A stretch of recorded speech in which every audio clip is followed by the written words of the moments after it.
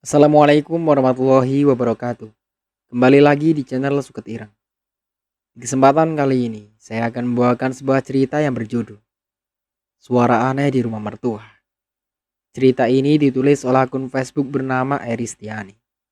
Bagi kalian yang ingin bacanya secara langsung, bisa langsung kunjungi link yang sudah sertakan di deskripsi.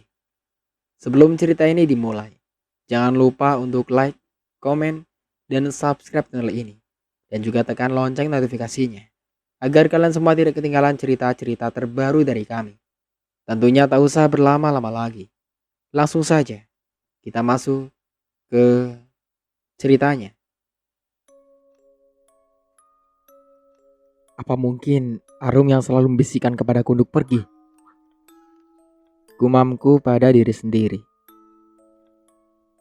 Kamu sering mendapat bisikan untuk pergi, Nduk? Tanya Pak Roni. Iya, Pak Le. Jawabku. Sebaiknya kamu memang harus pergi dari rumah itu, Nduk. Tandas Bule Sani. Aku belum bisa pergi dari sana, Bule. Ada yang harus aku selesaikan. Mas Suryo dan pengikutnya itu sangat berbahaya, Nduk.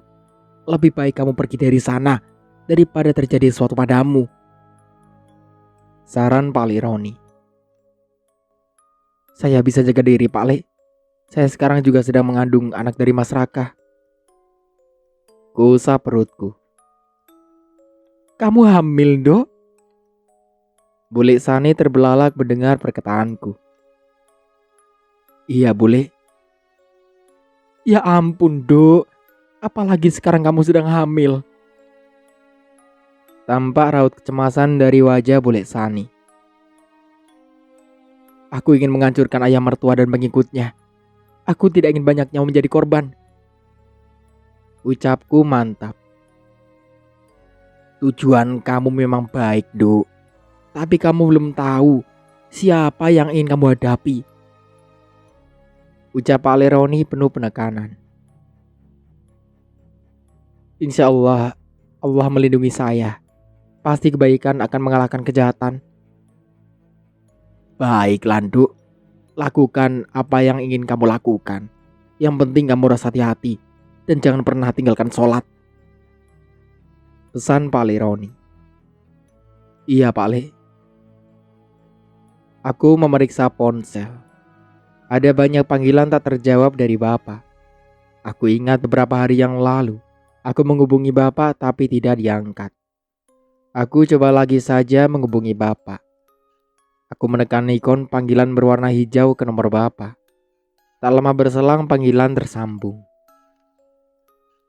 Alhamdulillah, ucapku senang. Assalamualaikum. Terdengar suara Bapak dari seberang panggilan. Waalaikumsalam, Pak. Ucapku senang. Apa kabarmu di sana, Adila? Kenapa kamu gak pernah hubungi ibu dan bapak? Perasaan ibu tidak enak. Ibu takut terjadi sesuatu sama kamu. Katanya mau pulang.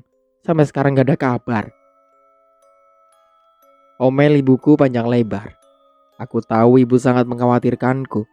Firasat dan naluri seorang ibu tidak akan salah. Tapi mungkin tidak untuk ibu mertuaku. Alhamdulillah Dila sehat, Bu. Dila lupa kasih kabar ke ibu dan bapak kalau Dila gak jadi pulang. Tandasku. Di mana Raka?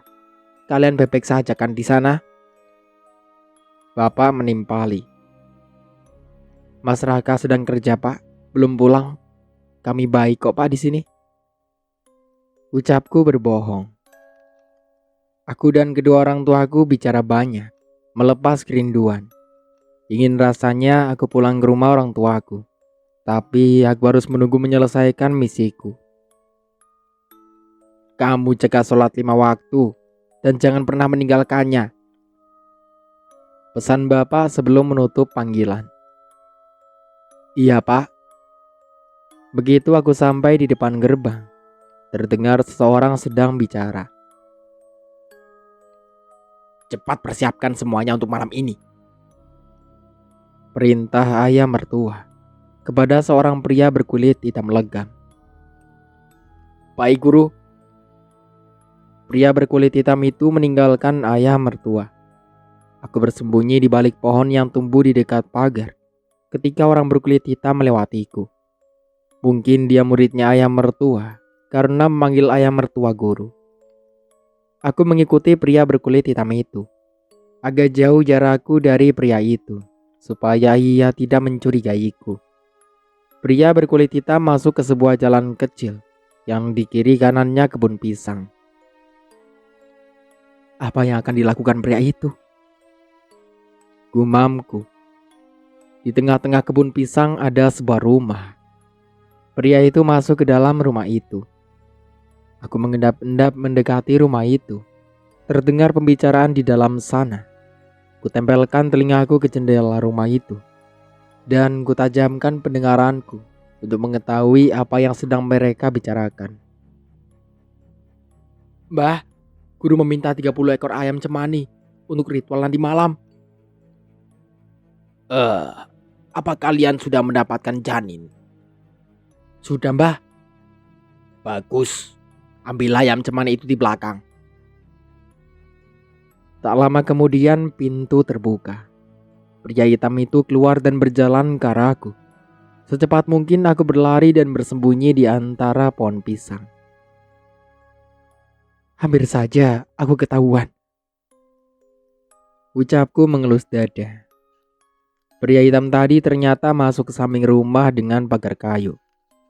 Ia membuka pagar dan masuk ke dalamnya. Aku pun mengikuti pria itu. Jangan sampai ada sesuatu yang terlewat. Setelah aku masuk ke dalam pagar, ada banyak ayam cemani dalam kandang ayam. Kemana perginya pria tadi? Aku celingukan mencari keberadaan pria tadi. Lebih baik aku bersembunyi sambil menunggu kedatangan pria tadi. Aku berjongkok di antara kandang ayam. Ada banyak ayam cemani dari mulai yang baru menetas sampai yang berukuran besar. Jenuh dan penat aku menunggu pria tadi. Kakiku terasa sangat sakit. Sebab aku baru sembuh dari sakit karena terjatuh dari kamar. Setelah beberapa jam menunggu, akhirnya pria tadi keluar bersama seorang. Aku merasa mengenal pria yang bersama orang suruhan ayah mertua. Randy, teman Mas Raka. Untuk apa pria itu di sini? Penampilan Randy juga tidak seperti waktu aku pertama kali melihatnya. Penampilan Randy yang ini sangat sederhana. Ia hanya mengenakan kaos oblong dan celana kolor. Mereka berdua membawa ayam cemani yang sudah diikat satu sama lain. Mau diapakan ayam-ayam itu? Pelan-pelan aku keluar dari kandang ayam dan mengikuti mereka. Cukup jauh jarak kebun pisang dengan rumah mertuaku. Mereka membawa ayam-ayam itu ke rumah. Jarak kebun pisang cukup jauh dari rumah, sehingga menjelang malam baru sampai rumah. Rintik hujan dan udara dingin menemaniku, mengikuti Randy dan pria hitam itu. Aku menyelinap masuk ke dalam rumah. Ketika banyak orang berpakaian hitam berkumpul di halaman. Mudah-mudahan ayah mertua tidak mengetahui aku mengikuti orang-orangnya. "Dari mana kamu, Dila?" Sebuah suara mengagetkanku begitu aku masuk ke dalam kamar. Mas Raka berdiri di hadapanku dengan wajah garang. "Aku jalan-jalan, Mas. Ingin melihat suasana sore di desa ini." "Jalan-jalan kemana? Kamu sampai lupa waktu," ucap Mas Raka sengit. "Maaf, Mas." Aku menggelayut maja di pundak Mas Raka. "Aku tidak mau terjadi sesuatu pada kamu, Dila." Mas Raka langsung memelukku. "Benarkah kamu mengkhawatirkanku, Mas?" ucapku dalam hati. "Raka?" Terdengar ibu mertua memanggil Mas Raka. "Iya, Bu, tunggu sebentar," sahut Mas Raka. "Kamu mandi dulu sana. Kamu berkeringat, bau asem nih." Mas Raka mendorongku masuk ke kamar mandi. "Ada apa, Bu?" tanya Mas Raka begitu ia membuka pintu. Aku menghidupkan keran air supaya Mas Raka mengira aku sedang mandi dan tidak menaruh kecurigaan padaku. Kemudian aku membuka pintu kamar mandi sedikit dan mengintip keluar. "Di mana istrimu, Kak?" tanya ibu mertua kepada Mas Raka. Ia celingukan sepertinya mencari keberadaanku. "Dila sedang mandi, Bu." "Bagus, berikan ini pada Dila. Setelah Dila tidur, bergabunglah dengan yang lain. Ayah dan yang lainnya sudah menunggu kamu." Tanda si ibu mertua yang menyerahkan sesuatu pada Mas Raka. Mas Raka menerima pemberian ibu. Lantas ia mengangguk. Setelah ibu mertua pergi, aku benar-benar mandi, mengguyur tubuhku yang telah dengan 1000 pertanyaan di benakku. Apa yang ibu mertua berikan pada Mas Raka untukku?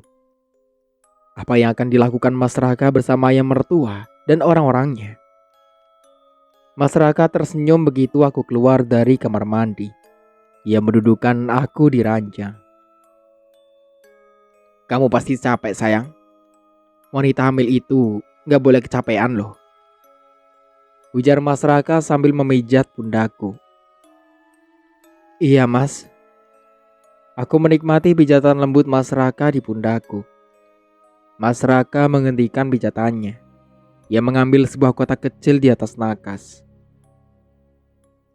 "Ini suplemen untuk kesehatan kamu dan bayi kita, sayang." Mas Raka membuka kotak itu dan memperlihatkan isinya padaku.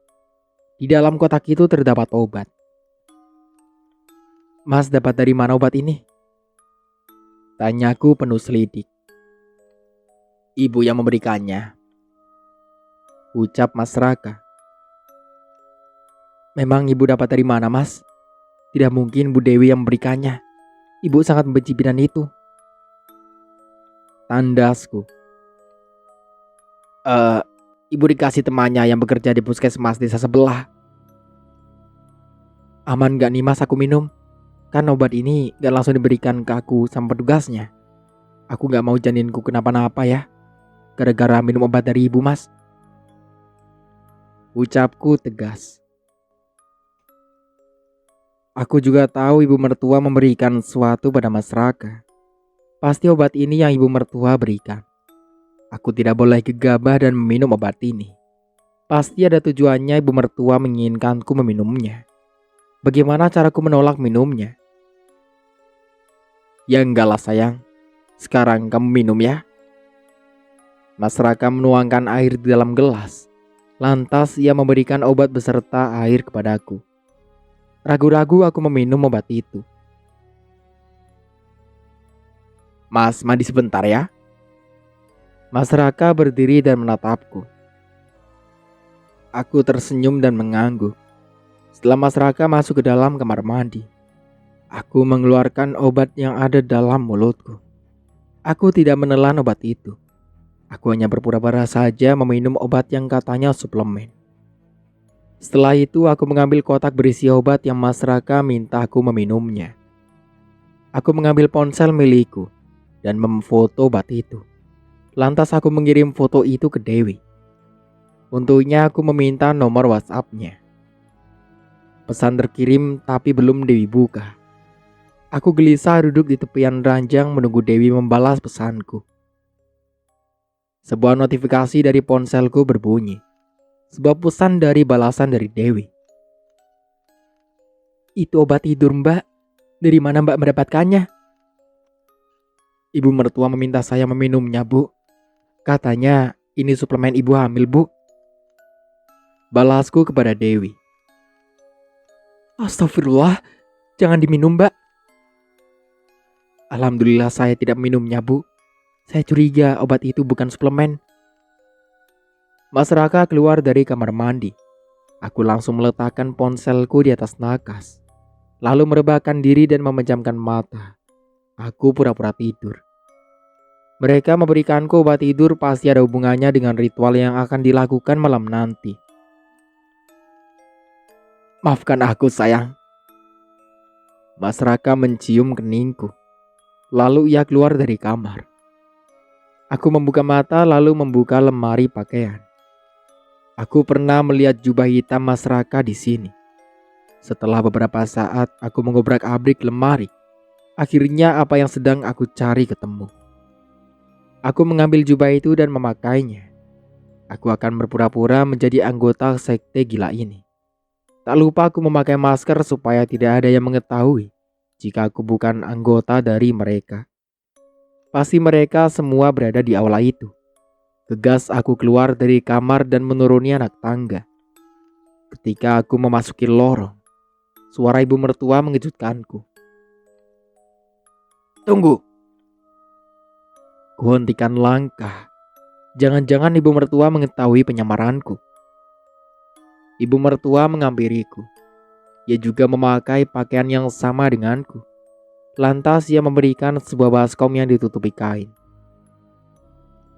"Bawa ini ke aula." Ibu mertua menyerahkan baskom itu padaku. Ibu mertua kemudian meninggalkanku.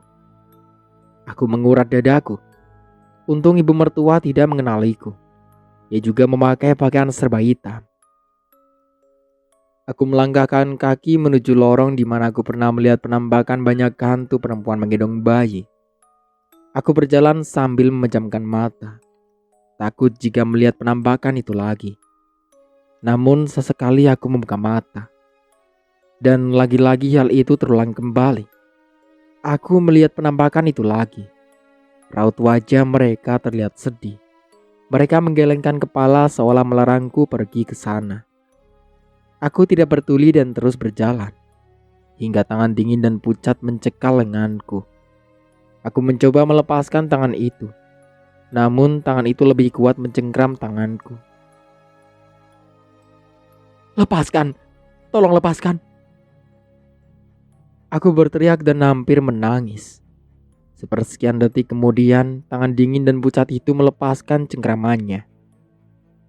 Setelah aku lepas dari cengkraman tangan itu, aku lalu berjalan menuju aula tempat orang-orang sesat berkumpul. Sebenarnya aku penasaran dengan isi di dalam baskom ini. Namun aku tidak berani membukanya. Bau anyir dari dalam wadah ini sangat tajam. Aku ingin muntah mencium bau ini. Tapi aku harus menahannya dan membawanya ke aula. Aku ingin tahu apa yang mereka lakukan. Sesampainya di aula ada banyak orang berpakaian hitam. Wajah mereka tidak terlihat karena tertutup jubah sampai kepala. Apakah Mas Raka berada di sini? Aku tidak tahu harus meletakkan wadah yang kubawa di mana. Sampai dua orang menghampiriku. "Letakkan di sana," ucap salah seorang di antara mereka. Ternyata dua orang ini perempuan. "Kamu orang baru ya?" tanya salah satu dari perempuan itu. Aku mengangguk. "Pantas, seperti orang bingung," sahut perempuan yang satunya. "Sudah cepat, sebelum guru datang." Perempuan itu mendorongku, hingga aku hampir jatuh tersungkur. Aku meletakkan wadah yang kubawa di tengah-tengah aula. Di sana sudah ada ayam cemani, dupa dan bunga-bunga untuk sajen. Bau di sana bercampur dari wangi, anyir sampai bau busuk. Aku memilih berdiri di sudut sambil mengamati orang-orang ini. Beberapa saat kemudian, seorang pria datang menghampiri dua orang wanita yang menegurku tadi. Ia tidak memakai penutup kepala, sehingga aku tahu dia seorang pria. Aku tidak bisa melihat wajah pria itu. Ia berdiri membelakangiku. Samar-samar aku mendengar pembicaraan mereka. "Kalian tahu tidak? Si Raka bucin banget sama istrinya, sampai membuat guru marah besar." Apa Raka yang mereka maksud adalah Mas Raka? "Yang benar kamu, Ren?" tanya salah satu dari wanita itu. "Benerlah. Waktu guru memintanya nemenin aku cari sasaran saja, dia gak mau awalnya. Karena dipaksa Bu Rusmi, akhirnya dia mau. Gitu aja pas ke tempat wanita sasaranku, dia ngajakin pulang. Katanya khawatir sama istrinya yang baru sadar dari koma selama seminggu." Jelas pria itu. Jadi Raka yang dimaksud Mas Raka. Lalu siapa pria yang belakangiku? Secantik apa sih sasaran Raka sampai dia bisa jatuh cinta sama sasarannya?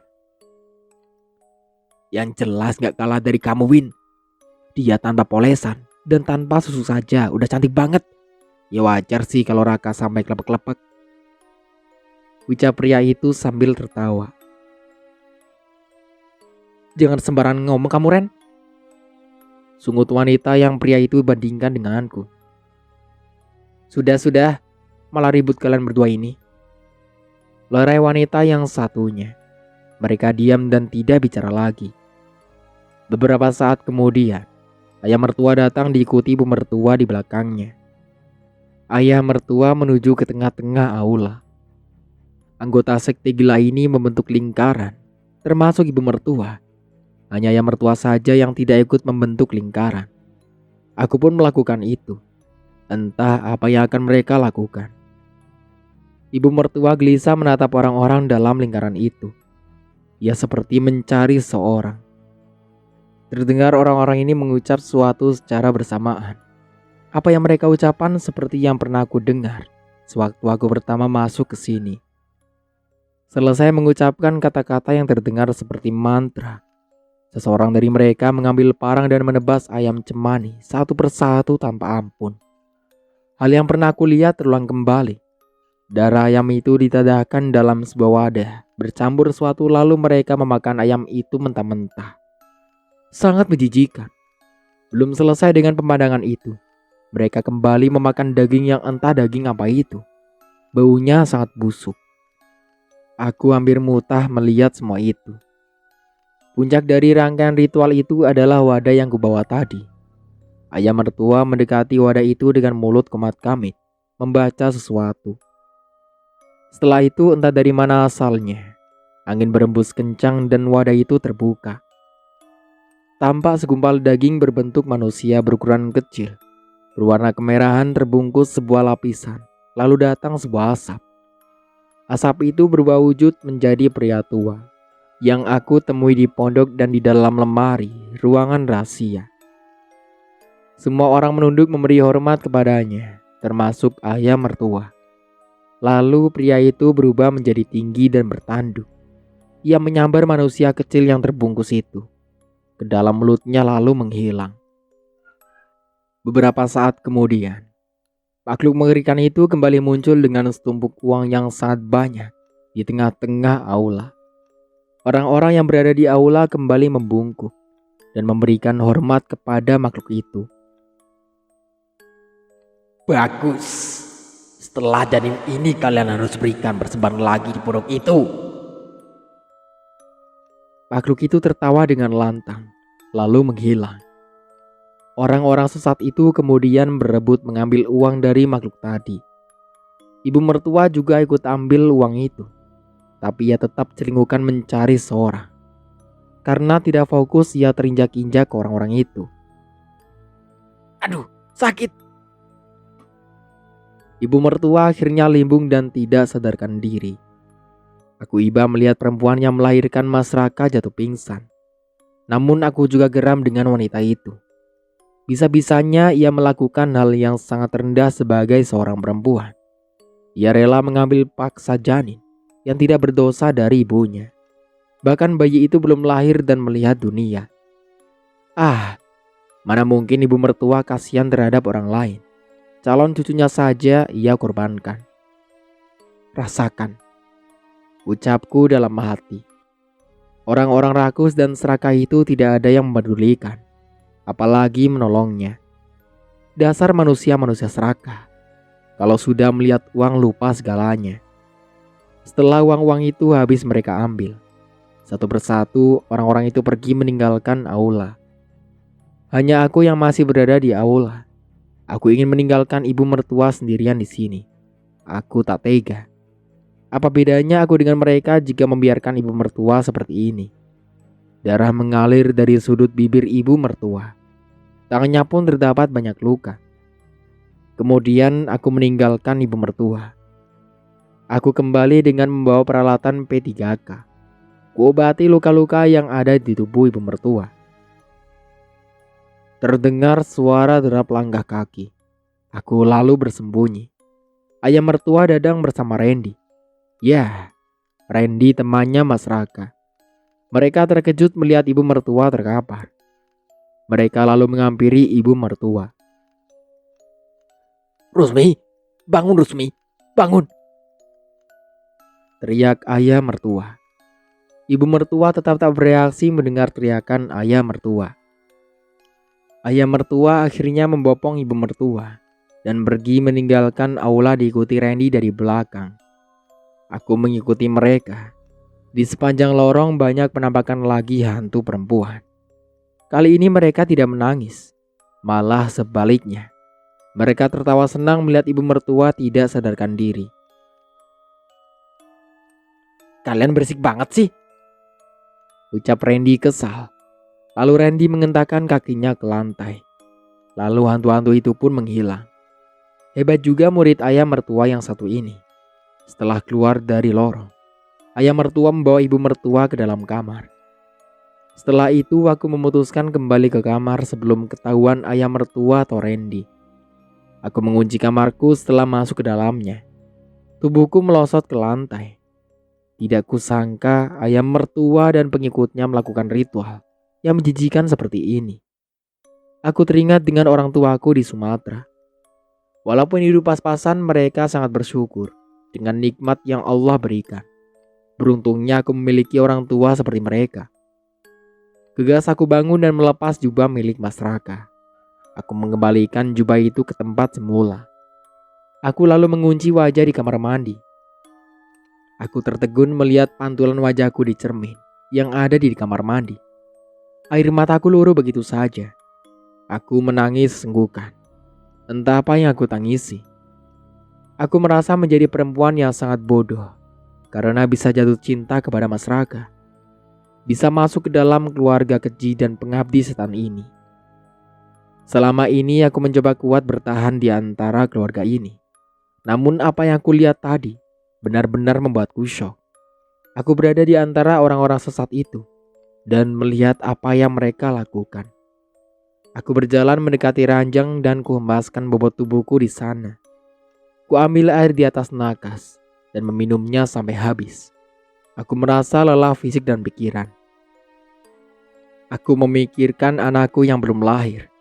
Akankah ia akan bernasib sama seperti janin yang dimakan makhluk mengerikan itu? Ya Allah, tolong hamba-Mu ini. Apa yang harus aku lakukan? Haruskah aku pergi meninggalkan tempat ini? Atau aku harus bertahan demi menghancurkan sekte gila ini?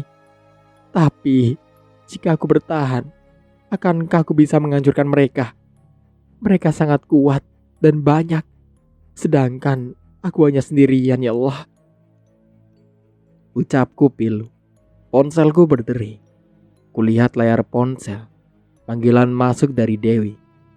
Aku mengangkat panggilan itu dan menempelkan ke telinga. "Badilah, Anda baik-baik saja kan?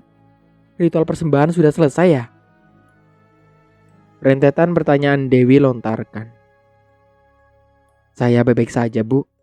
Dari mana Bu Dewi tahu tentang ritual persembahan?"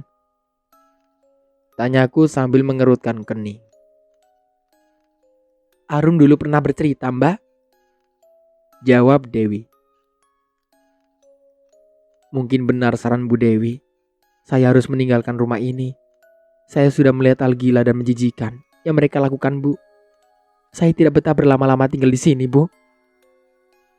Tandasku sambil mengusap air mataku.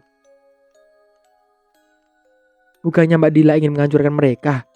Kenapa mundur, Mbak? Saya nggak yakin bisa menghancurkan mereka, Bu.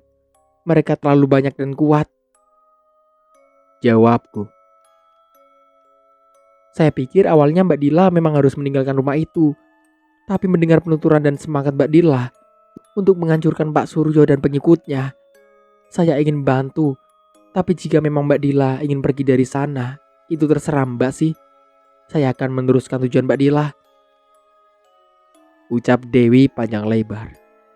Aku terdiam mendengar perkataan Dewi. Kenapa aku menyerah? Ibarat bertarung, aku sudah menyerah dulu sebelum perang. "Mbak Dila, Mbak." Terdengar Dewi memanggilku dari seberang panggilan. Iya Bu Dewi. Aku menyahut panggilan Dewi. Mbak Dila kenapa diam? Sepertinya Mas Raka datang Bu. Ucapku beralasan. Ya sudah Mbak. Gak usah terlalu dipikirkan. Nanti Mbak Dila malah sakit. Iya Bu. Saya tutup ya Bu. Nanti Mas Raka curiga. Pungkasku. Iya Mbak. Assalamualaikum. Ucapku menutup panggilan. Aku meletakkan ponsel di atas nakas dan berjalan ke arah jendela. Aku membuka jendela supaya udara masuk ke dalam kamar. Aku merasa sesak dengan kamar ini. Udara malam masuk ke dalam kamar. Malam ini sangat dingin, ditambah hujan deras di luar sana. Turunnya hujan seakan ikut merasakan kesedihan dan ketakutanku. Aku teringat ucapan Dewi, jika ia akan membantuku menghancurkan ayam mertua dan pengikutnya. Jadi, kenapa aku harus takut? Kamu pasti bisa, Dilah. Ucapku, menyemangati diriku sendiri. Hujan deras di luar belum menunjukkan tanda-tanda akan mereda. Aku baru teringat Mas Raka tidak ada di antara orang-orang tadi. Kemana dia? Gusar aku menanti Mas Raka yang tidak kunjung pulang. Aku tiduran lalu melihat keluar jendela sampai berkali-kali, berharap Mas Raka pulang. Jam menunjukkan pukul 1 malam namun Mas Raka tak kunjung pulang juga. Rasa kantuk mulai menyerah. Ketika akan menjamkan mata, tiba-tiba terdengar musik yang memekakan telinga. Seperti yang berada dalam mimpiku sewaktu pertama kali di malam pertama aku tidur di rumah ini. Mungkin aku bermimpi lagi. Kucubit lenganku sendiri. Aduh, aku merasakan sakit. Berarti ini bukan mimpi. Aku sangat penasaran dengan suara-suara di luar. Aku harus keluar demi menuntaskan rasa penasaranku. Aku membuka pintu dan keluar dari kamar. Suara musik itu diiringi suara tawa. Sangat ramai sekali seperti ada pesta dan suara itu juga berasal dari ruang tamu. Seperti yang ada dalam mimpiku. Aku memberanikan diri menuruni tangga. Semuanya gelap. Hanya terlihat cahaya dari ruang tamu. Aku berjalan ke ruang tamu. Belum sampai ke ruang tamu, seseorang menarikku menjauh dari sana. Aku terkejut. Aku tidak bisa melihat siapa yang menarikku. Kuhidupkan lampu flash di ponselku. Mbok Nah, pegiku. Refleks Mbok Nah menutup mulutku dan memberikan kode supaya aku mengikutinya. Aku menuruti Mbok Nah dan berjalan di belakang wanita tua itu. Mbok Nah berjalan ke dapur. Wanita tua ini berjalan terseok-seok. Seharusnya ia sudah beristirahat di usianya sekarang dan diurus anak cucunya. Tapi ia masih bekerja. Kasihan sekali. Aku mendengar suara-suara aneh dari ruang tamu. Mbok Nah menyuruhku duduk di kursi yang ada di dapur. Ia menyapu pandangan ke sekeliling sambil mengusap keringat di dahinya menggunakan lap yang tersampir di bahunya. Mbok Nah menarik nafas panjang. Lalu ia bertanya padaku. Non Dila mau kemana? Aku mau ke depan, Mbok. Aku ingin tahu kenapa ramai sekali di sana. Non Dila tahu patung-patung yang ada di ruang tamu itu bukan patung sembarangan. Sebenarnya mereka itu adalah jin peliharaan Tuan Suryo dan Nyonya Rusmi. Ucap Mbok Nah. Mbok Nah menghentikan ucapannya dan terdiam sejenak. Lalu ia bicara kembali. Non mendengar suara itu? Aku mengangguk. Kutajamkan pendengaranku. Suara itu terdengar. Kutajamkan pendengaran.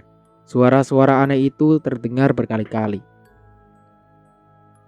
Mereka sedang menikmati santapan yang diberikan Tuan Suryo. Jelas Mbok Nah. Santapan, Mbok? Aku mengerutkan kening. Mbok Nah mengangguk. Tuan Suryo membeli bayi-bayi yang dibuang orang tuanya atau bayi dari seorang wanita hamil di luar nikah dan menjadikannya santapan untuk jin peliharaannya. Kejam sekali, Mbok. Aku mengepalkan tangan geram. Sebenarnya Anda harus bayi non, tapi dengan menjadikan bayi yang masih bersih dan belum memiliki dosa, bisa membuat jin peliharaan Tuan Suryo semakin kuat dan cepat melaksanakan perintahnya. Apakah ayah mertua sering memberikan mereka santapan tiap malam, Mbok? Tanyaku pada Mbok Nah. Cuma setiap malam 1 kliwon saja, Non. Tapi peliharaan Tuan Suryo sering menampakkan wujud, Non, walaupun bukan malam 1 kliwon. Terang Mbok Nah. Kenapa Mbok mau bekerja pada ayah dan ibu mertua? Mereka sesat, kejam, dan memperlakukan Mbok semena-mena. Mbok Nah menunduk. Ia mengambil sesuatu dari kain jarik yang melilit pinggangnya. Sebuah foto. Mbok Nah mengelus foto tersebut. Sewaktu anak saya, Sono, bekerja di Kalimantan, Non, ia menikah dengan gadis di sana. Yang membiayai pernikahannya adalah Tuan Suryo. Itu terjadi sebelum saya mengetahui Tuan Suryo melakukan pesugihan dan mendirikan sekte sesat. Saya percaya dan tidak curiga sedikit pun. Hingga suatu hari, saya memergoki Bu Rusmi motong-motong bagian tubuh manusia. Saya sangat takut, Non, dan berniat pergi dari sini. Namun saya ditahan Tuan Suryo yang melihat saya memergoki Bu Rusmi memotong tubuh manusia. Mbok Nah menarik nafas panjang, menghirup banyak oksigen dalam paru-parunya. Mbok Nah lalu bicara kembali. Mereka mengancam akan menghabisi Sono, istri dan anaknya, jika saya menceritakan apa yang saya lihat pada orang lain. Saya juga tidak boleh berhenti bekerja di sini, Non, demi keselamatan anak, menantu, dan cucu saya. Sebenarnya saya lelah, Non, harus berkutat dengan semua ini. Tapi keadaan yang memaksa saya melakukan semua ini. Mbok Nah menangis sesenggukan. Aku merasa iba pada Mbok Nah. Ia dihadapkan pada pilihan yang sulit. Aku berdiri dari tempatku duduk, lalu mendekati Mbok Nah dan memeluknya. Wanita tua ini butuh seseorang untuk tempatnya bersandar. Mbok Nah menangis dalam pelukanku. Tangisannya sangat pilu dan menyayat hati. Masalah yang dihadapi Mbok Nah lebih besar dan sulit dari masalah yang kuhadapi. Mbok Nah berhenti menangis dan mengusap air matanya. Non Dila sebaiknya pergi saja dari sini. Tidak aman untuk Non Dila sendiri dan janin yang ada dalam kandungan Non, ujar Mbok Nah. Mbok tenang aja. Aku akan pergi dari sini, tapi tidak untuk saat ini kok. Tandasku. Sekarang waktu yang tepat Non meninggalkan rumah ini karena Bu Rusmi sedang sakit dan Den Raka tidak ada di rumah. Masih ada yang harus saya lakukan di sini, Mbok. Ucapku mantap. Baiklah, jika Non Dila masih tetap di sini. Tapi ingat pesan saya, Non. Jangan pernah keluar kamar jika mendengar suara apapun. Ucap Mbok Nah penuh penekanan. Iya, Mbok. Aku mengangguk. Setelah Mbok Nah menceritakan semuanya, ia memintaku kembali ke kamar. Di dalam kamar aku masih mendengar suara-suara aneh itu. Aku tambah gelisah ketika Mas Raka tak kunjung tiba. Aku gelisah menunggu Mas Raka yang tak kunjung pulang. Suara-suara itu masih terdengar dan membuat hatiku berdesir, mengingat perkataan Mbok Nah tadi. Mertuaku benar-benar kejam dan tidak punya hati. Aku takut memikirkan anakku yang belum lahir. Mbok Nah yang bertahun-tahun hidup dalam tekanan mertuaku dan harus terpisah jauh dari anak dan cucunya. Pasti jauh lebih takut dari apa yang kurasakan. Hingga saat ini Mbok Nah bertahan demi keluarganya. Aku semakin membenci Mas Raka dan keluarganya. Walaupun tidak bisa kupungkiri dalam hati kecilku, aku memiliki rasa terhadap Mas Raka. Suara-suara itu menghilang. Tak berselang lama gagang pintu bergerak. Gegas aku melompat ke keranjang, menyelimuti tubuhku dan memejamkan mata. Pintu terbuka. Aku menajamkan mata sambil melirik ke arah pintu. Mas Raka pulang dengan baju basah kuyup dan wajah kusut. Mas Raka terduduk di lantai sambil menangis. Aku iba melihat kondisinya. Kondisinya sangat buruk. Aku membuka selimutku lalu bangun dan menghampiri Mas Raka. Aku jongkok dan mensejajarkan tubuhku dengan Mas Raka. Ku pegang bahunya. Untuk sementara aku cukupkan dulu ceritanya sampai di sini. Sampai jumpa kembali di part berikutnya. Saya Mang Dayun pamit undur diri. Kurang lebihnya mohon maaf. Wassalamualaikum warahmatullahi wabarakatuh.